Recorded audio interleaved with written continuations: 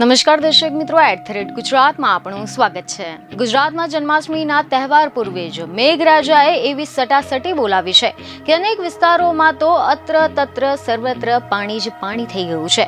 અનેક વિસ્તારોમાં મુશળધાર વરસાદથી રોડ રસ્તા, ઘર મકાન અને ખેતરો બેટ બની ગયા છે, તો ભારે વરસાદથી અનેક જળાશયો અને ડેમ પણ છલોછલ થઈ ગયા છે। દક્ષિણ ગુજરાતમાં દેર ધનાધન વરસાદથી ફરી એક વખત ઇનિંગ શરૂ થઈ ગઈ છે। ખબરો એવી મળી છે કે સુરતનો હરિપુરા કોઝવે પાણીમાં ગરકાવ થઈ ગયો છે, તો વલસાડમાં પણ ઠેર ઠેર પાણી ભરાઈ ગયા છે। નવસારીમાં પણ વરસાદી માહોલ વચ્ચે અનેક સ્થળે પાણી ભરાઈ ગયા છે। મધ્ય ગુજરાતના તમામ જિલ્લાઓમાં મેઘરાજા મહેરબાન થયા છે।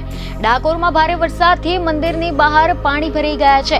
નડિયાદના અનેક વિસ્તારો જળમગ્ન બની ગયા છે, તો ઉમરેઠમાં પણ મુશળધાર વરસાદથી રોડ પર પાણી ભરાઈ ગયા અને આની સાથે જ ગુજરાતની જીવાદોરી સરદાર સરોવર ડેમમાં નર્મદા ડેમમાં પણ પાણીની આવક વધતા ડેમના 9 દરવાજા ખોલી દેવામાં આવ્યા છે, જેના કારણે નર્મદા, ભરૂચ, વડોદરાના નદીકાંઠાના ગામોને એલર્ટ કરવામાં આવ્યા છે।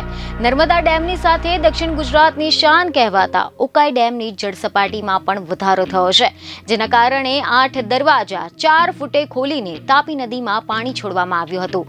રાજ્યમાં મેઘ તાંડવ બાદ હજી પણ ખતરો ટળ્યો નથી। ખબર એવી મળી રહી છે કે દક્ષિણ ગુજરાત અને મધ્ય ગુજરાતમાં હજુ પણ ભારે વરસાદની આગાહી હવામાન વિભાગ દ્વારા વ્યક્ત કરવામાં આવી છે। ત્યારે હવે આફતનો આ વરસાદ કેવી મુશ્કેલી સર્જે છે તે જોવાનું રહેશે। બીજને ખબર સાથે ફરી મળીશું। ધન્યવાદ।